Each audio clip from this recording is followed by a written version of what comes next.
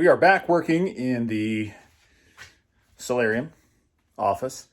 Amber and I debate what it should be called, but we are back working in the office today, working on the built-in. Last night we got the lighting done and we got all the cabinet doors back on. We got everything secured to the wall and it's looking great. Today we're going to start working on the starter mold that goes across the top of it and then the crown. Do we need two? So the starter molding goes across the top here and it comes out even with the doors on the front and the panels on the sides. We got to make an allowance for that. And once we get our measurements, we'll be able to go ahead and get a piece cut, actually build the box and then install the entire thing up on top there and secure it through the cabinet face using some screws hidden up through the frame here. And that'll secure everything for us. And then we'll be ready to start building our crown out on top of that. So I got two pieces cut here and now I'm working on our third. So I got another piece of starter mold here up on the saw table. And one quick little thing to note is that when you're cutting finished material like this, and this came factory finished for us, you want to cut with the factory finish away from the fence if you can, because when your blade goes through, it's cutting this way, and it's going to rip out on the back of what you're cutting. So you see these little fibers here, and it kind of leaves a rough edge on the end there. So even though you would think you're going to put this, big flat face up against the fence, it actually works better to leave the flat face at the bottom against the table and then cut it this way, because that way your blade is tearing out material this way, and if there's anything rough, it's going to be on the back side where you won't see. That way you don't have to worry about any of this getting torn out. You're going to have a nice crisp corner when you glue it together there. You won't have to do any touch up or anything. So just a quick little tip there. I got to make one more measurement here and then we'll get this piece cut and we'll be ready to go ahead and glue it together. I like to glue it together on the ground rather than try to put it up there and then assemble it. So I'll use our two-part CA glue and actually assemble this thing on the ground. That way I won't have to worry about trying to get all the pieces lined up once we're up there. So this is my other little piece here, and it's supposed to be 13 inches long, but I actually leave it just a hair long if I have to. I'd rather leave it a hair long, especially with this expensive pre-finished stuff. So I left it about 16 1/8. And quick little trick, if you got something that's just a smidge long, rather than lining it up, with the blade and trying to take a bite out of it, if you kind of put your, let's see if I can hold this just so. Dropping the phone here.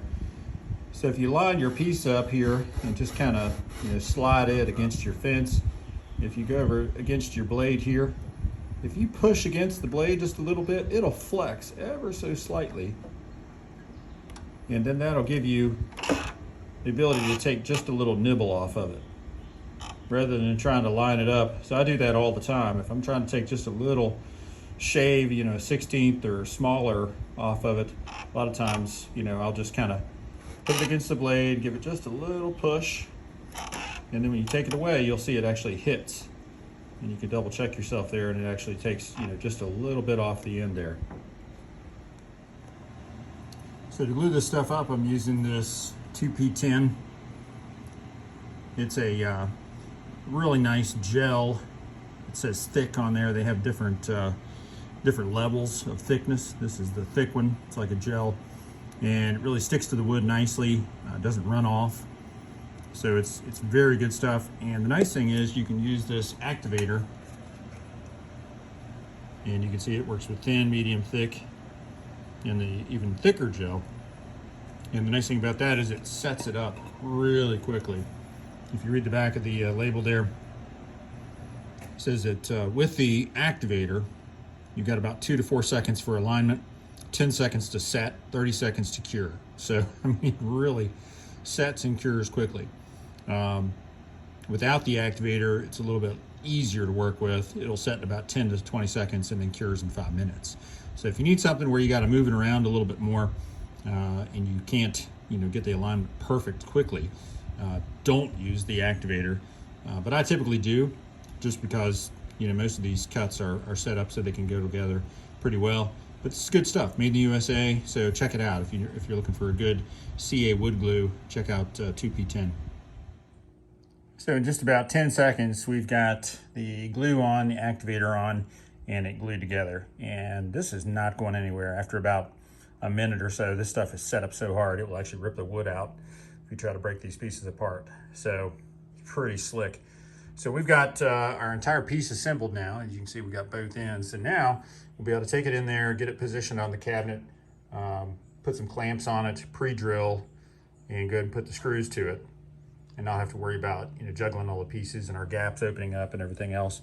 Some of this will get covered by your crown, so you're not worried about the top part. But anything down below, if you're a little concerned about a gap or something, you can. Most of these manufacturers will send a touch-up crayon, so you can actually kind of shave off a little of that touch-up crayon in the joint if you do have one that opens up on you. That's a nice little trick there. But these are real tight, so I don't think we're gonna have any issues there.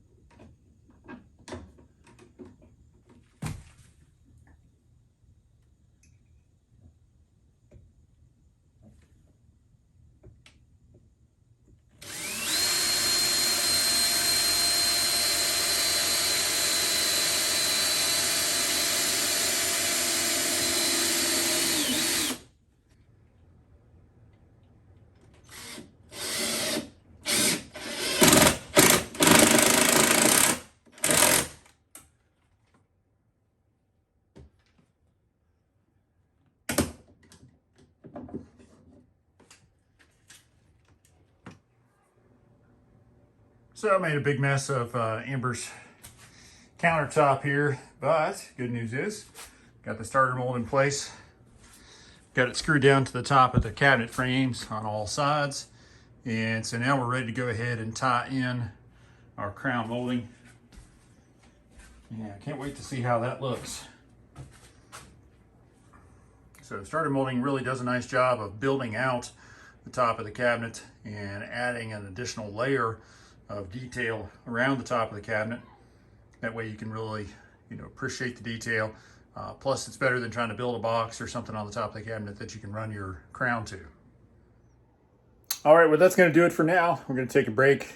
Amber and the kids are outside in the pool looking awfully inviting. So I think I'm gonna have to go out there and take a splash with them, enjoy the last little bit of the weekend. Gonna be a busy work week ahead. So I'm gonna go ahead and take a break, enjoy a little bit of the last of the sun of the evening. So we made a lot of progress this weekend on our built-in. Real excited with the way it's turning out. I think we're going to end up taking, doing some additional molding around the top of it.